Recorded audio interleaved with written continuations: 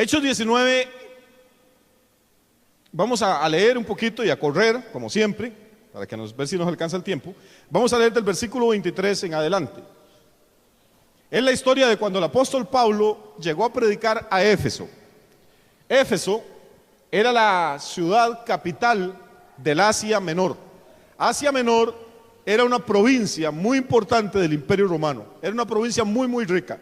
Y de toda esa provincia, la ciudad más importante era Éfeso.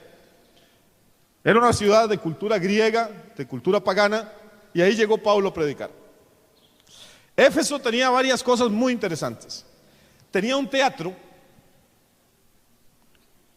Para que usted haga una idea del tamaño de Éfeso, la ciudad tenía un teatro donde cabían sentadas 34,000 personas. Y Éfeso tenía muchas cosas lindas, pero la cosa más linda que tenía era un templo.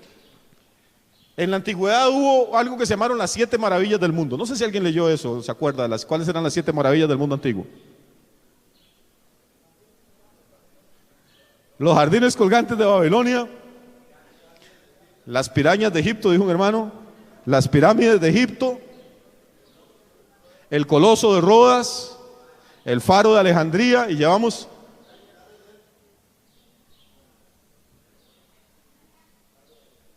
faro de Alejandría, el coloso de Rodas, ya se me acabaron, qué tirada, las pirámides de Egipto, los jardines colgantes de Babilonia, la estatua de Júpiter y dejémoslo ahí, el templo de Diana. Y el templo de Diana estaba precisamente en la ciudad de Éfeso. Era un templo espectacular. Y lo más interesante es que Diana era una diosa griega, preciosa, era muy linda. Las estatuas que hacían de ella eran preciosas. Era la diosa de los cazadores. Le decían Diana o le decían Artemisa, cualquiera de los nombres. Diana tenía una ventaja, era guapísima, supuestamente, pero era virgen. Era perpetuamente virgen. Entonces, en ese templo de Diana había una imagen de la diosa. Y la gente decía que esa imagen había aparecido, que había caído del cielo. Y como la estatua de Diana supuestamente había caído del cielo, del planeta Júpiter, entonces se decía que Diana era la reina del cielo. Si a usted le va apareciendo la historia parecida a alguna otra que usted conoce, es pura coincidencia. Entonces la estatua apareció por allá y Diana era la reina de los cielos. Y se mete Pablo a predicar. Y vamos a arrancar entonces para entender ahora qué fue lo que pasó en el versículo 23. Dice, hubo por aquel tiempo un disturbio no pequeño acerca del camino. Ese camino del que está hablando ahí es una forma de hablar de la iglesia o de hablar de Jesús. En el libro de los Hechos, el camino tiene que ver con los discípulos, con los creyentes, con la iglesia. Hubo por aquel tiempo un disturbio pequeño acerca del camino, porque un platero llamado Demetrio, que hacía de plata templecillos de Diana, daba no poca ganancia a los artífices. ¿Qué es un artífice? Un artesano. Entonces, oiga qué interesante. Hay un señor que se llama ¿cómo? Demetrio. ¿Cuál es el oficio de Demetrio? Vamos a ir despacio. Hace réplicas, hace modelos a escala del templo de Diana, que era una obra de arte, era una maravilla. No sé cuánto podría valer una réplica de estas, pero entienda que está hecha en pura plata.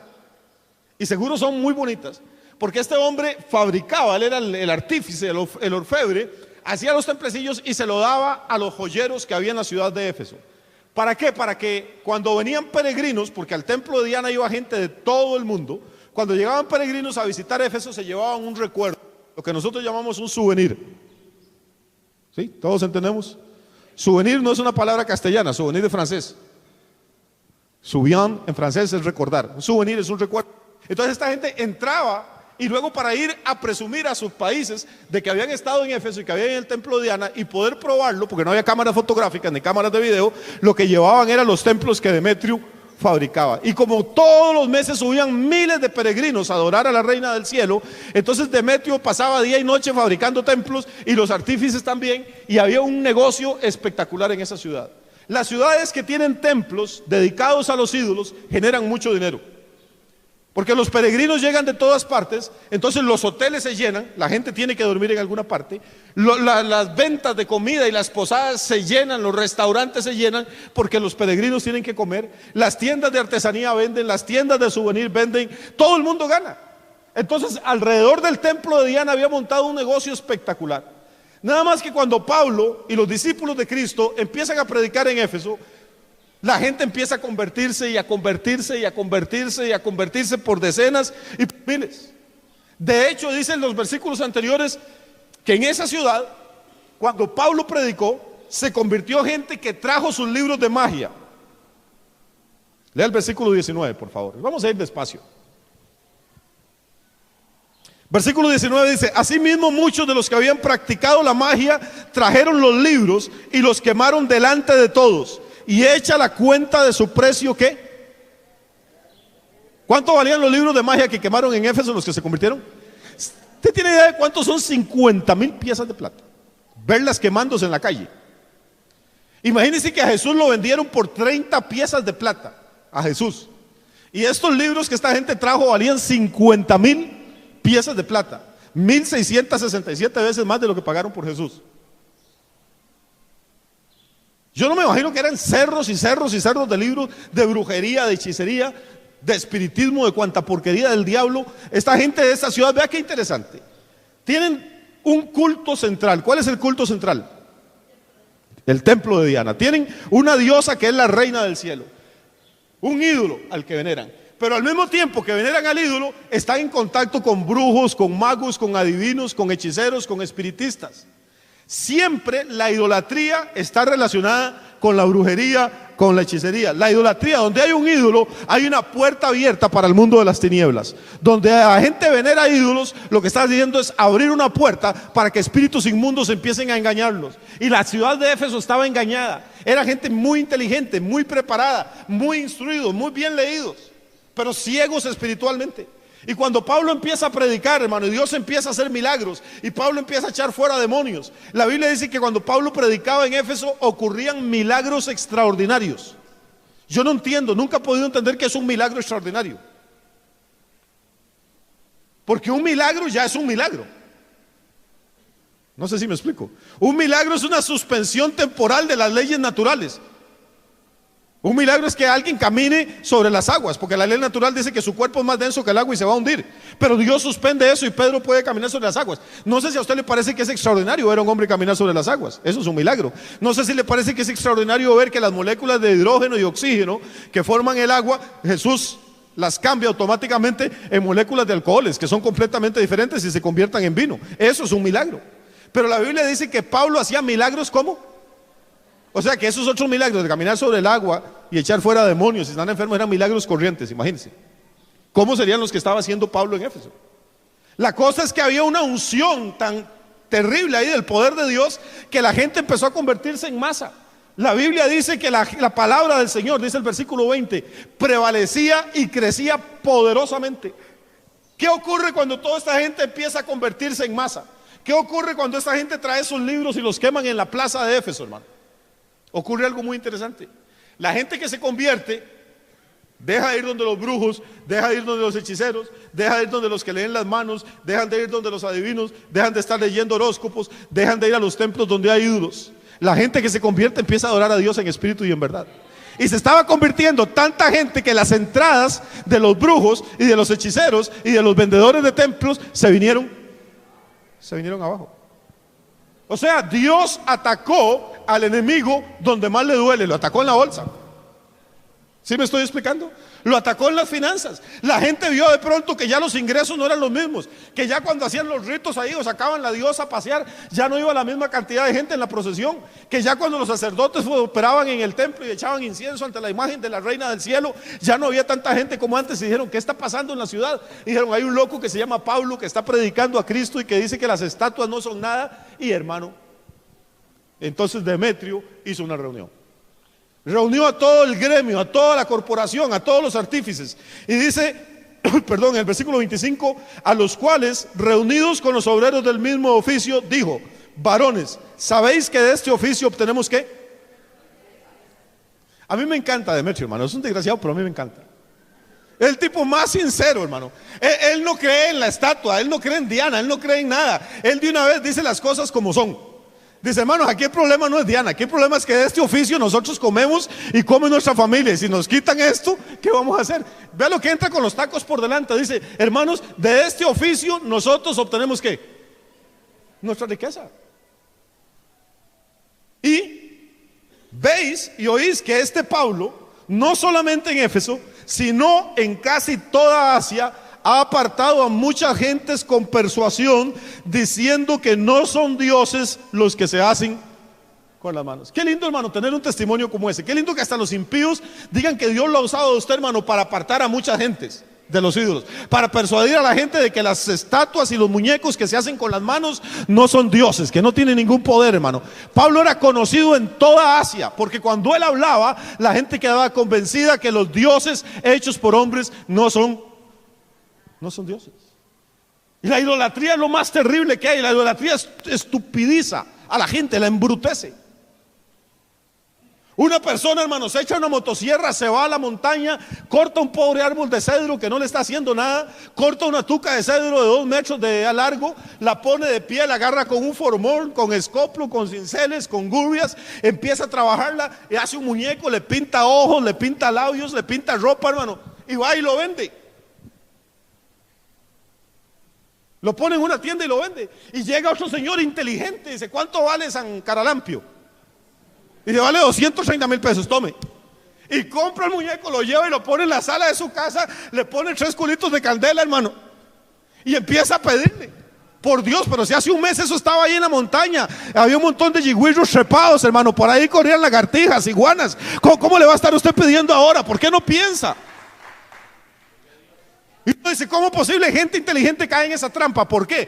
Porque hay una conexión entre el ídolo y los espíritus inmundos. ¿Se acuerda de lo que estábamos hablando? Y los espíritus de mentira engañan y bloquean la capacidad de la gente de pensar. Y cuando usted se arrima y le dice, oiga señor, ¿pero qué está haciendo? Si eso es una estatua de madera o eso es una pintura de yeso, a Jesús nadie le sacó nunca ninguna foto. Eso alguien se lo imaginó así. Hermano, ahí colapsan. La gente reza delante de imágenes de santas y de vírgenes, hermano, muy bonitas. Y les dice, es que yo hasta sí le tengo una devoción. Y no sabe que muchas de esas imágenes son pinturas de la época del Renacimiento italiano, hermano. Y que los pintores italianos alquilaban, las modelos eran prostitutas o las amantes de ellos. Pintaban posaban desnudas para un cuadro y en el otro posaban para la Virgen o para Santa Teresa o para Santa la que fuera. Y es la misma prostituta que estaba en un lado está en la otra, y después hacen el cuadro y lo venden y hacen litografías y hacen estampa y la gente le reza y le pide milagros a la señora que se dedicaba a jornalear, hermano, hace 500 años. Es terrible y uno dice, Dios mío, pero la gente no se da cuenta. No, hermano, no se dan cuenta. Pero ¿cómo puede ser tanta ignorancia? No es porque no son inteligentes, son personas muy inteligentes, pero hay que entender que cuando usted plantó el ídolo, abrió una puerta al mundo espiritual y los espíritus de mentira van a venir y van a controlar la mente y lo van a cegar y lo van a bloquear.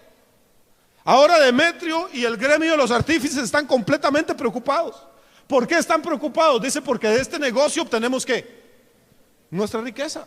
Y por culpa de este Pablo, no solo Éfeso, sino toda Asia, la gente se está persuadiendo que las figuras que hacemos con nuestras manos no son dioses. Y versículo 27. Ahora aquí viene el orden de prioridades de Demetrio, que es un artista. Versículo 27 dice, y no solamente hay peligro de que nuestro negocio venga a desacreditarse. ¿Qué dice él? ¿Qué es lo que tiene? Él no tiene una religión. ¿Qué es lo que tiene? Un negocio. A mí me encanta, este tipo es malo, pero sincero. Sincero, este no disimula mucho. Dice, hay peligro de que nuestro negocio venga a desacreditarse, pero también hay un segundo peligro. Dice, el segundo peligro es que el templo de la gran diosa Diana, ¿se acuerda que le dije que había un templo que era una de las 7 maravillas del mundo? Sea estimado en nada y comience a ser destruida la majestad de aquella a quien venera toda Asia. ¿Y quién? Este es el espíritu de Diana, es un espíritu raro. Oiga, qué interesante, por favor. ¿Está conmigo todavía? Cuando usted le habla a la gente de que la imagen o la estatua o el ídolo no hay que adorarlo, ¿sabe qué le dice la gente? La gente dice, yo no lo adoro, yo lo venero. Yo no entiendo cuál es la diferencia entre venerar y adorar.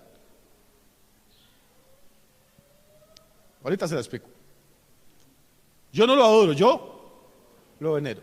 Pero oiga lo que dice este señor, versículo 27. Y no solamente hay peligro de que este nuestro negocio venga a desacreditarse, sino también que el templo de la gran diosa Diana sea estimado en nada y comience a ser destruida la majestad de aquella a quien ¿qué? A quien venera toda Asia y el mundo entero. Entonces el espíritu de Diana, oiga qué interesante, es un espíritu que hace varias cosas. Primero que nada, toma el control de una ciudad entera. Éfeso era de Diana. De hecho, a Diana se le llamaba Diana de los Efesios. Toman el control de una ciudad entera. Número dos, el espíritu hace que los habitantes de esa ciudad lo veneren. Número tres, el espíritu hace que los habitantes de esa ciudad le construyan un templo gigantesco, monumental. Tiene que ser una maravilla. Número cuatro, aparece una estatua de la diosa. Número 5, empiezan a llegar peregrinos de todos los lugares de la región a la ciudad donde está el templo y la estatua de la diosa. ¿Se le va apareciendo algo? Número 6, cuando los peregrinos llegan, todo el mundo gana. Ganan los sacerdotes del templo, ganan los dueños de los hoteles, ganan los dueños de los bares, ganan los dueños de los restaurantes. Eso genera un movimiento de capital terrible. Se venden estatuitas, se venden souvenirs, se venden recuerdos, vendemos agua de los efesios. La gente cree que estas cosas son nuevas, hermano. Esto es un plan espiritual que está en operación desde hace miles y miles y miles de años. Y el enemigo lo repite en todos los lugares. Aquí en Costa Rica lo ha repetido. Aquí tenemos un modelo perfectamente de Diana de los Efesios. Recuerde que Diana era virgen. Recuerde que Diana era llamada la reina del cielo. Y recuerde que cuando alguien tocaba a Diana, vamos a ver qué es lo que pasa. Dice que cuando Demetrio les dijo que corría peligro de que se acabara el negocio y que fuera destruida la majestad de aquella a quien venera toda Asia y el mundo entero, lea el versículo 28. Cuando oyeron estas cosas, ¿qué hicieron? ¿Aló? ¿Qué hicieron? ¿Se llenaron de qué? La gente se enoja. La gente no permite que usted le hable nada, hermano. Pero no es porque son malos, es que en el momento que usted toca este punto, el espíritu que nos ha engañado los hace alterarse. Se llenaron de ira y empezaron a gritar diciendo ¿qué? Grande es Diana de los Efesios. Este espíritu busca que le consagren la ciudad, que le den las llaves de la ciudad, que le den la autoridad espiritual. Aquí en Costa Rica no solo ha conseguido que le den las llaves de la ciudad, consiguió que nuestros preclaros e ínclitos próceres políticos y padres de la patria, los diputados, le consagraran el país entero. Es terrible. Pero uno ve el mismo patrón aquí. Y la gente se enojó contra Pablo y empezaron a gritar: grande es Diana de los Efesios. Verso 29. Y la ciudad se llenó de ¿qué? De confusión. Quiero que compare el versículo 29 con el 32. Versículo 29 dice: la ciudad se llenó de confusión. El versículo 32, ¿qué dice? Dice: unos pues gritaban una cosa y otros otra, porque la concurrencia estaba confusa y los más no sabían ni siquiera por qué se habían reunido. Empezaron a gritar: grande Diana de los Efesios, grande Diana de los Efesios, maten a Pablo, Pablo me quiere quitar. Y la gente, hermano, como es una pelotera, se fue al ruido de los tarros y se metieron en el teatro. Recuerde que le dije que en ese teatro cabían 34,000 personas pidiendo a Pablo para matarlo. Ahora, hay dos palabras clave, una en el versículo 29 y otra en el 32. Versículo 29 dice que la ciudad entera se llenó de confusión. Y el versículo 32, ¿qué dice? Que unos gritaban una cosa y otros otra, y a veces otros ni sabían por qué estaban gritando, porque la multitud estaba como confusa. La palabra clave aquí es confusión. Cuando usted lee la Biblia en 1 Corintios 14, la 1 Corintios 14 dice que el Dios al que usted adora no es Dios de confusión, sino que es Dios de paz. Quiere decir que el espíritu que está operando aquí es un espíritu opuesto al de Dios, porque Dios no es Dios de confusión, pero el espíritu que está operando aquí tiene a toda la ciudad en un estado de confusión y la multitud está confusa. Entonces no es el espíritu de Dios el que está operando. Lo que yo veo es que el espíritu de Diana es un espíritu que ataca a la multitud, ataca a la masa. La gente ni siquiera piensa lo que dice, reaccionan visceralmente. Note que el Espíritu Santo dice en el versículo 32 que muchos ni siquiera sabían por qué estaban gritando, pero estaban enojados. No han entendido los argumentos, no han oído a Pablo predicar, no han escuchado a la otra parte. Así le pasa a la gente, hermano, que está atacada por la idolatría. Por eso es un error. A veces, si nosotros no entendemos estos principios, tratamos de ayudarle a alguien que está cautivo en esa área y lo que hacemos es enojarlo. Usted tiene que entender que antes de hablar con una persona que está en este nivel, usted tiene que entender que antes de hablar con ella, tiene que haber intercedido, tiene que haber orado, tiene que haber ayunado por esa persona, para que el Espíritu de Dios tome el control, porque el Espíritu que la está controlando a ella, lo que va a causarle es confusión e ira. Y Dios no es Dios de confusión, sino Dios de paz. Entonces la persona, en el momento que le tocan su ídolo, que le tocan su culto, esa persona va a confundirse y a enojarse. Por eso necesitamos la obra del Espíritu Santo, para que le dé paz y para que le quite la confusión antes de que nosotros le hablemos. ¿Sí me estoy explicando, amados, o no? Muchas veces cometemos el error. Nunca ataque a una persona. Recuerde que nosotros mismos estaríamos ahí si no fuera por la misericordia de Dios. Recuerde que no es que somos más inteligentes ni mejores que nadie, es nada más que Dios tuvo compasión de nosotros, hermanos. Si no, usted y yo estaríamos haciendo eso o cosas peores. Pero gracias a Dios que oímos el mensaje del Evangelio. Gracias a Dios que pudimos entender que Dios busca adoradores, pero adoradores que le adoren en espíritu y en verdad. Ahora, los líderes religiosos modernos han hecho un galimatías, un enredo ahí, hermano, para confundir a la pobre gente. Entonces a la gente le dicen que ellos, cuando tienen una imagen, no la están adorando, que la adoración es solo para Dios, que a la imagen lo que se hace es venerarla. Pero ¿qué es lo que dice aquí Demetrio? Es exactamente lo mismo. La reina del cielo lo que busca es que la venere. La Iglesia Católica desarrolló una doctrina muy interesante. La doctrina de la latría, la hiperdulía y la dulía. Seguro usted fue católico, pero nunca las oyó hablar. Pero voy a tratar de explicársela rápidamente. Latría significa adoración. Por eso idolatría es adoración de los ídolos. Latría significa adoración. Entonces, según la doctrina católica, solo hay una persona del universo que merezca latría. ¿Quién es? Dios. Solo Dios merece latría. Yo estoy de acuerdo con eso. O sea, solo Dios merece adoración. Luego, ellos tienen otra doctrina que se llama la dulía. Dulía es lo que se le tributa a los supuestos santos. Entonces a los santos no se les adora, sino que se les da dulía. La pobre gente no tiene la menor idea de ni qué es dulía, pero bueno, esa es la doctrina, esa es la teología. Entonces para Dios es la latría y para los santos es la dulía. Pero resulta que hay una persona que no es todavía como Dios, pero están tratando de hacerla llegar, pero que es más carga que los santos, que se llama María.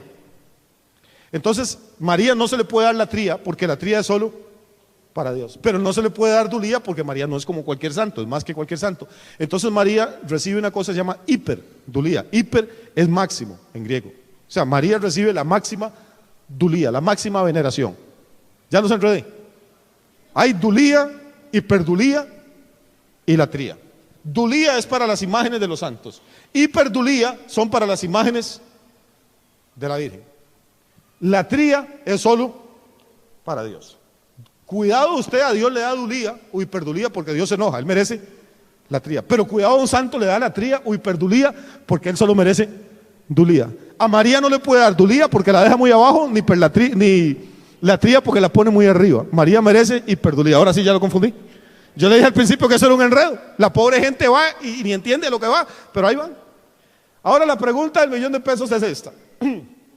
Cuando la gente pone el portal y pone la imagen de José, de María y del niño, y le rezan en el rosario, lo que le recen, y las personas se hincan ante el portal y le rezan. Vea qué interesante. En el portal está José, que es un santo. Es San José, el patrón de la capital de Costa Rica. Está María, que es la Virgen, es la patrona de todo Costa Rica. O sea, y está Jesús, que es el patrono de todos. ¿Sí? En el portal están las tres, lo que la gente llama la Sagrada Familia. ¿Sí? José, que es santo, María, que es más que santa, es la Virgen, y Jesús, que es más que el santo y más que María, porque es Dios. Ahora, cuando el pobre Jiménez se hinca a rezar ahí en ese altar, ¿usted cree que él dice, bueno, niñito Jesús, a ti te estoy dando latría porque eres Dios, pero María, usted no agarre la latría porque a usted lo que le estoy dando es hiperdulía porque usted es más que José, pero es menos que el niño? José, usted no coja ahí pista creyendo que la hiperdulía que estoy tributándole a María es suya porque usted es santo y apenas le toca dulía. Bueno, ¿quién se va a poner en esas cosas? La Biblia dice que Dios no es Dios de confusión. Esos enredos no nacen de Dios, nacen de la mente de gente que tiene el corazón endurecido y no quiere obedecer la palabra de Dios. La palabra dice, no te harás imagen ni nada, ninguna semejanza de lo que está arriba en la tierra, ni arriba en los cielos, ni abajo en la tierra. Punto. Dios no quiere que usted se complique la vida con latrías, dulías ni perdulías. Dios lo que dice es: no se haga imágenes, no las honre, no se incline a ellas, no las rece. Cuando usted quiera orar, métase a su cuarto, cierre la puerta y ahí en secreto ore al Padre en el nombre de Jesús, y el Padre le va a oír y le va a recompensar en público. Yo no sé para qué la gente enreda tanto las cosas. Y luego estos mismos señores le dicen a las personas que no lean la Biblia porque se confunden. O sea, primero hacen ese enredo que le deja a uno el cerebro hecho un espagueti, y luego dicen que es la Biblia la que lo enreda a uno. No, hermano, la Biblia es clara y sencilla. La Biblia dice: punto, no se haga imágenes, punto, no las venere, punto, no le pida a nadie que no sea el Padre. Eso es todo lo que la Biblia dice. ¿Qué es difícil de eso? La Biblia no se pone en este cuento de dulía, hiperdulía, latría, nada de eso. No las honre, no las venere. Solo hay uno que merece su adoración, solo hay uno que puede contestar sus oraciones, solo hay un mediador entre Dios y los hombres, y se llama Jesucristo hombre, hermano. Así de fácil. Uy, el pastor, pero es que yo le tengo una devoción a San Martín. Usted no sabe los favores que me ha hecho. Bueno, yo no sé a quién le tiene devoción a usted, ni me interesa. La Biblia dice: hay un solo Dios y un solo mediador entre Dios y los hombres, Jesucristo hombre. No dice que se llama San Martín ni Santa Rosa, se llama Jesucristo hombre. Y Jesús dijo, no yo, Jesús dijo: yo soy el camino, soy la verdad. Nadie, y ese nadie lo incluye a usted, nadie puede ir al Padre si no es por mí, punto, nadie. Así es. Que a mí me enseñaron, hermano, lo siento mucho, yo respeto lo que a usted le enseñaron, pero la Biblia dice que es menester obedecer a Dios antes que a los hombres. Así que aquí tenemos que hay un escándalo. ¿Por qué? Porque la ciudad estaba ¿cómo? Estaba confusa, la multitud estaba confusa y la ciudad se había llenado de confusión. Entonces se lanzaron, dice el versículo 29, la ciudad se llenó de confusión y a una se lanzaron al teatro, arrebatando a Gallo y a Aristarco, macedonios, compañeros de Pablo. Pablo se logró escapar, pero Gallo y Macedonio seguro estaban más gorditos y no pudieron correr, y los agarraron y se los llevaron para el teatro. Ahora, no para que vieran una película, lo llevaron para el teatro para matarlos. Y dice: y queriendo Pablo salir al pueblo, Pablo quiso salir a tranquilizar a la ciudad, pero los discípulos no lo dejaron, lo tenían escondido. Pablo, si usted sale, lo matan. Hay momentos, hermano, en que la gente no está para razonar. ¿Me permite explicarle este principio? Pablo tenía una buena intención. Pablo no era un cobarde. Pablo quería salir y calmar a la gente, explicarles qué era lo que él enseñaba. Pero los discípulos fueron más sabios que Pablo. Y los discípulos dijeron: Pablo, en este momento, si usted sale, con el clima emocional que hay, nadie va a escuchar ninguna de sus explicaciones. Lo que van a hacer es que lo van a linchar. Mejor dejemos que la cosa pase. En las relaciones suyas con su esposa, con su esposo, con sus padres, con sus hijos, con sus vecinos, a veces, hermano, el enemigo entra y toma ventaja y los ánimos se caldean y entra un espíritu de confusión y de ira, que no es el espíritu de Dios. Cuando la cosa está así, nunca discuta, nunca dé explicaciones, nunca haga nada, porque las personas en ese momento, recuerde que mentalmente y espiritualmente están ofuscados, diríamos nosotros, están alterados. Ese es el momento más bien para retirarse y quedarse callado, dejar que las aguas vuelvan a su nivel, y cuando ya han vuelto a su nivel, entonces tratar de explicar los argumentos que usted tenía. No sé si me estoy explicando.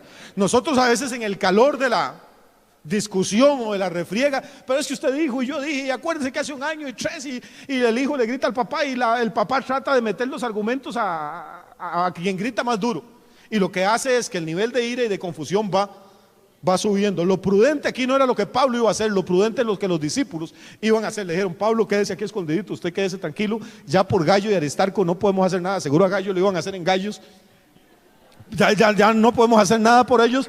Ahora usted quédese aquí, porque si usted sale lo van a matar también y no podemos hacer mucho. ¿Quedó claro ese principio, hermanos? Dígame la verdad, ¿no hemos cometido nosotros a veces el error eso de que la situación está tensa en el trabajo o en la casa o con los hijos o en la misma iglesia, hay una discusión o hay algo y uno quiere como ganar la discusión? Es que hay algo en la carne de uno que el orgullo, que siempre quiere decir la última palabra. Pero hermano, a veces es mejor dejar que la otra parte diga la última palabra y uno no decir nada. Y después, ¿por qué? Porque cuando uno está alterado dice cosas que no siente y después se arrepiente de haberlas dicho. Pero las palabras son como las plumas, una vez que usted las puso a volar, cuesta mucho recogerlas, hermano.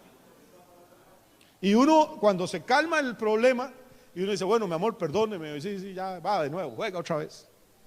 Y ya ahora uno dice: claro, ya todo se arregló. Usted es lo que usted cree, pero las palabras que uno soltó, hermano, esas palabras nunca las olvida la otra persona, ni las que a uno le han dicho, uno las olvida.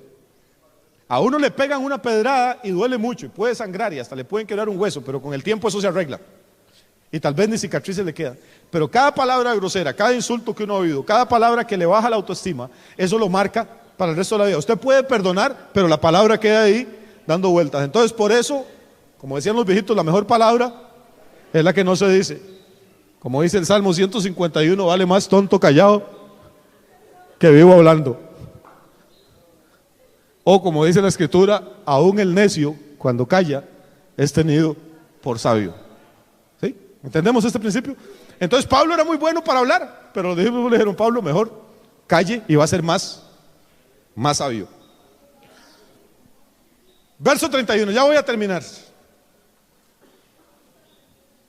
Verso 31 dice, y este es un versículo muy interesante: también algunas de las autoridades de Asia, que eran sus amigos, le enviaron recado rogándole que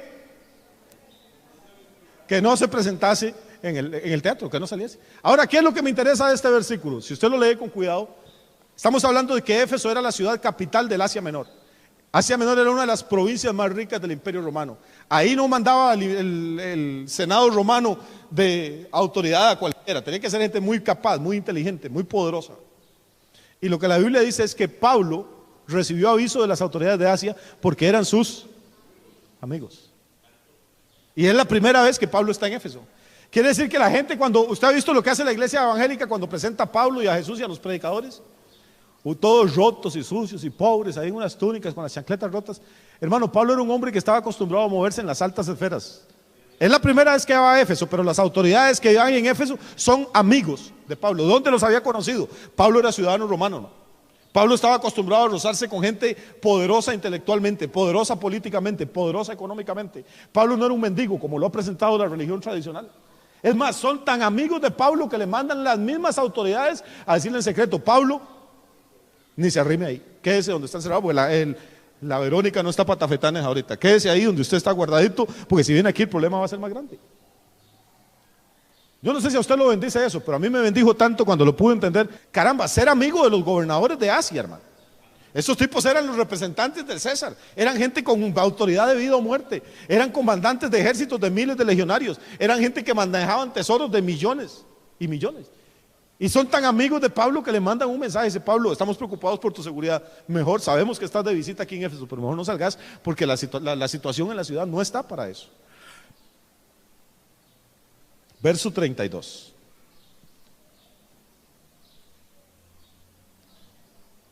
Aguantan unos 10 minuticos más para ver si podemos terminar todo esto, porque es una historia muy linda.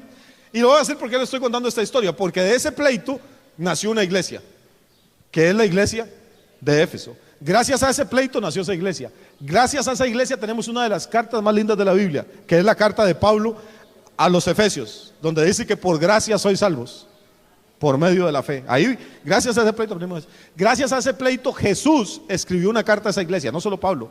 A la iglesia de Éfeso le escribieron dos cartas. Una la escribió Pablo, que se llama la carta a los Efesios, y la otra la escribió Jesús en Apocalipsis 2. Dice: escribe a la iglesia que está en Éfeso. Recuerda, cuando hablamos del primer amor y de todo, lo tenemos gracias a esa iglesia. Así es que es muy importante para nosotros. Por eso les estoy contando esta historia. Verso 32 dice: unos pues gritaban una cosa y otros otra, porque la concurrencia estaba confusa y los más no sabían por qué se habían reunido. Los más eran un montón de, ¿cómo se llama eso? Peloteros. Hay un accidente y usted ha visto qué es lo que tienen que hacer los tráficos. Casi que antes de sacar al herido tienen que empezar a decirle a los demás: jale, porque todo el mundo pasa. Uy, ¿quién se brincó el alto? ¿Y quién tuvo la justicia? ¿Qué le importa? ¿Acaso está de juez del crimen ahí? La gente es metiche. Y así somos en todo. Hay una ley, hay una dinámica en los grupos. Hay toda una ciencia que se llama la sociología, que estudia el comportamiento de los grupos, de las masas. Hay personas que son súper pacíficas, tranquilas, hermano, que en la casa no matan una mosca, pero van al estadio y se convierten en monstruos. ¿Por qué? Solos no hacen nada, pero donde hay una masa que se altera, el espíritu de la masa los toma a ellos. Hay cosas que se llaman histeria colectiva, hermano. O sea, la gente, los grupos lo afectan a usted. Por eso es bueno estar en un grupo donde las emociones que se generen sean sanas. Por eso, por ejemplo, las iglesias donde se adora a Dios, donde hay alabanza. Tal vez usted en su casa nunca va a ponerse a cantar ni a danzar, pero cuando se eche la pelota danza y alza manos. Eso es sano.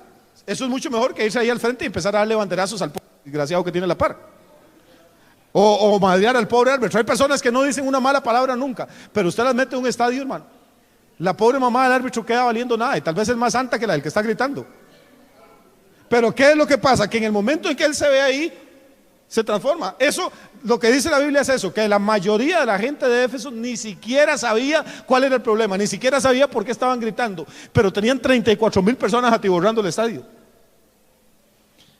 Ahora bien, versículo 33. Vamos a llegar hasta el 41, si es que vamos a correr un poquito. Versículo 33 dice: sacaron de entre la multitud a Alejandro, empujándole los judíos. Entonces Alejandro, pedido silencio con la mano, quería hablar en su defensa ante el pueblo. Alejandro era un discípulo de Pablo que después apostató, después se apartó. ¿Qué esperanza tenía este pobre? Recuerde que está en una ciudad de griegos, en una ciudad de cultura griega. Y él levanta la mano, está en el teatro es un lugar público, y los griegos inventaron esa cosa que nosotros llamamos la democracia. Según las leyes griegas, si usted era mayor de edad, era varón, las mujeres no tenían derecho, pero si usted era mayor de edad, era un varón mayor de edad, usted tenía derecho a hablar en cualquier asamblea pública. Lo único que tenía que hacer era levantar la mano y tenía derecho a hablar de lo que usted quisiera. Y entonces Alejandro sabe esto, se llama Alejandro, que es un nombre griego, levanta la mano y 34,000 personas se callan. Eso es poderoso. Pero cuando empieza a hablar, resulta que el nombre era griego, pero el muchacho era judío. Y los griegos le notan por el acento que no es de los de ellos. Lea lo que dice el versículo 34. Pero cuando le conocieron que era judío, todos a uno empezaron a gritar. ¿Por qué? Porque al ser judío no tenía derecho a los beneficios de la democracia griega. ¿Sí me estoy explicando? Entonces no tenía derecho a hablar, él era un extranjero. Lo iban a dejar hablar, pero cuando notaron que era judío, dice, todos empezaron a gritar. Ahora vea cuánto tiempo duraron gritando. ¿Cuánto tiempo duraron gritando? 2 horas. ¿Cuánto tiempo gritó usted ahora aquí en el culto? Y ahí está cansado y con sueño, pidiéndole a Dios que yo me calle y lo deje irse rápido. Y no llevamos ni hora y media, hermano. Y esta gente estaba gritando durante 2 horas, sin instrumentos, sin sonidistas, sin sillas, nada de las comodidades que usted tiene aquí. 2 horas gritando. Ahora, ¿qué gritaban? ¿Qué es lo que están gritando? Grande es Diana de los Efesios. A mí me da risa cuando la gente dice que nosotros somos fanáticos. No, a mí me gustan todas las cosas, pero el fanatismo, yo con el fanatismo no. Fanático es pasar usted 2 horas gritando que un muñeco es grande. Yo todavía no he visto ningún cristiano que aguante 2 horas el grande Jesús, grande Jesús, grande Jesús. 2 horas, no aguanta, hermano. Ninguno de nosotros. Y nosotros somos los fanáticos. Y esta gente están 2 horas ahí gritando que grande es Diana de los Efesios. Y dice, voy corriendo, entonces el escribano era un funcionario del Imperio Romano. Digamos que era el secretario de la ciudad. El secretario de Éfeso, un personaje muy importante. El escribano, cuando había apaciguado a la multitud, dijo: ahora este hombre no es cristiano, pero póngame atención, no se duerma todavía porque se me desvela más tardito.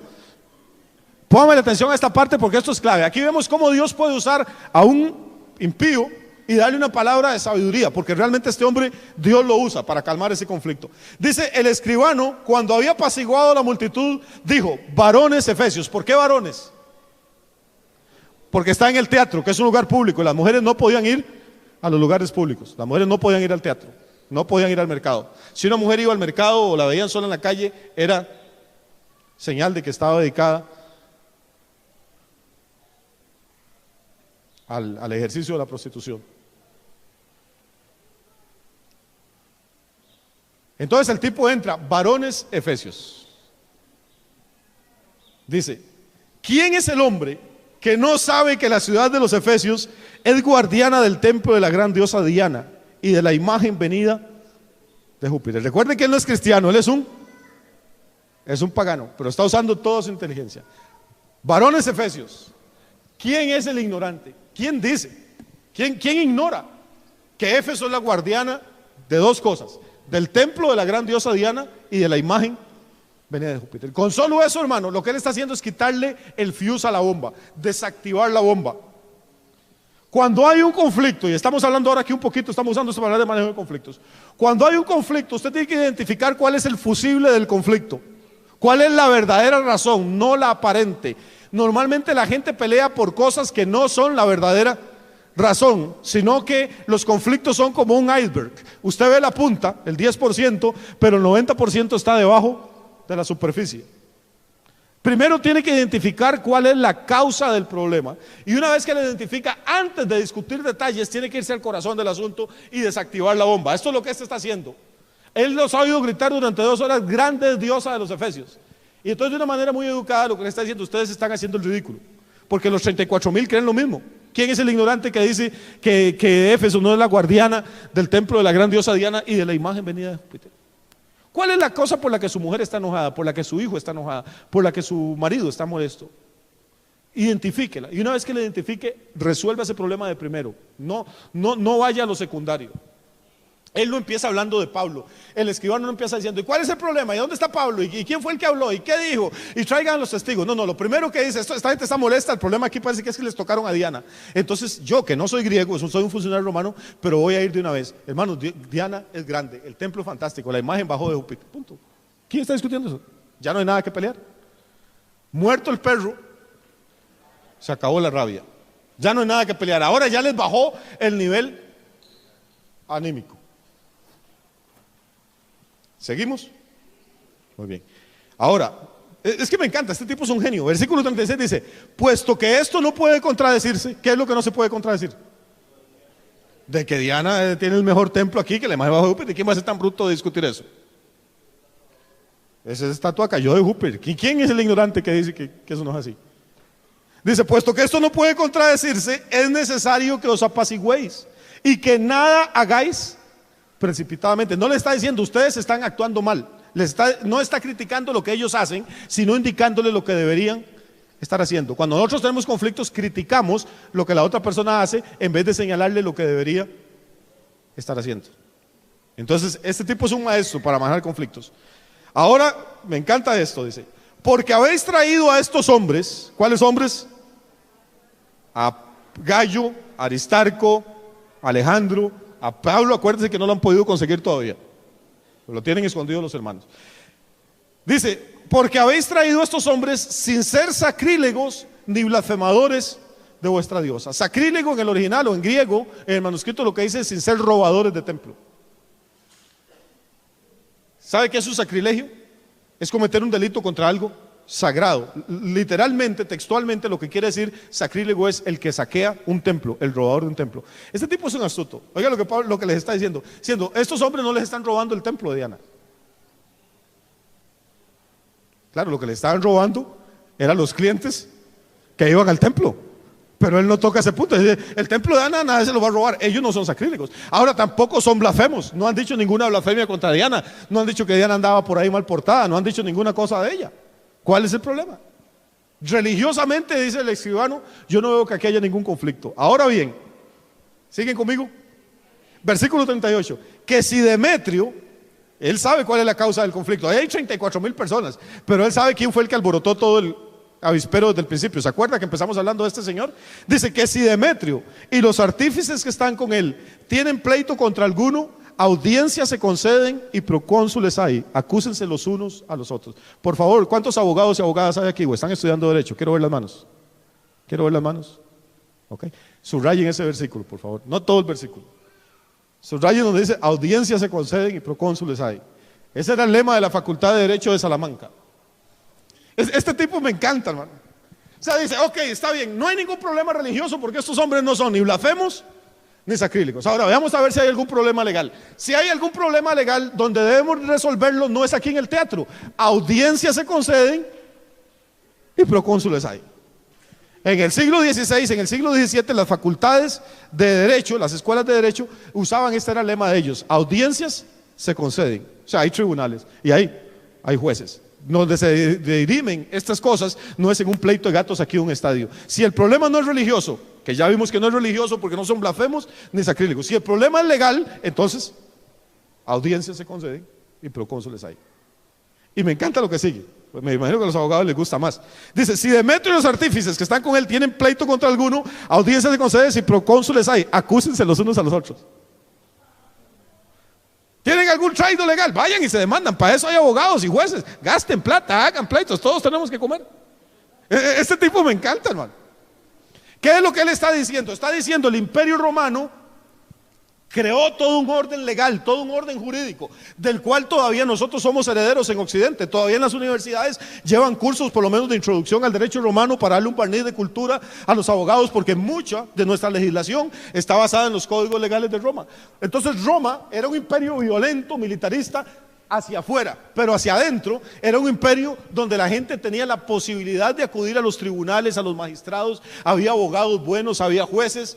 Entonces lo que él está diciendo: usen los canales que el derecho romano les provee. Ahora, versículo 39. Y si demandáis alguna otra cosa, en legítima asamblea se puede decidir. Ahora, ¿qué? El problema no es religioso. Ya dictaminamos que no son blasfemos y que no son sacrílegos.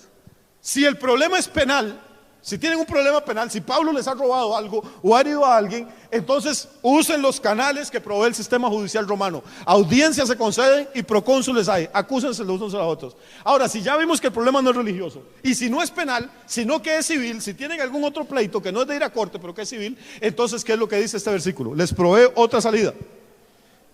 Dice: en legítima asamblea se puede decidir. Recuerde que era una democracia, y si el problema no era legal, no era penal, sino que era civil, entonces podía haber una asamblea legítima. ¿Qué era legítima?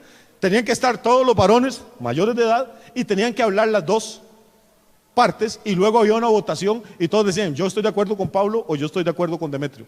¿Sí me estoy explicando? Entonces, si el problema incluye un delito penal, hay que ir a los tribunales romanos. Si el problema es civil, hay que ir a una legítima asamblea de ciudadanos griegos. Y si el problema era religioso, tenían que ir donde los sacerdotes. Pero ya vimos que no era religioso, ya vimos que no era penal, y ahora descubrimos que no es civil, porque nadie ha convocado aquí a una asamblea legítima. Entonces, y este es el genio del tipo, remata el escribano el discurso del versículo 40 y les dice: porque peligro hay de que seamos acusados de sedición por esto de hoy, no habiendo ninguna causa por la cual podamos dar razón de este concurso. Roma toleraba muchas cosas, pero Roma no toleraba los motines, la sedición. O sea, si los ciudadanos de un pueblo se reunían en algún lugar, tenían que tener una razón legítima y haberle solicitado permiso a las autoridades romanas.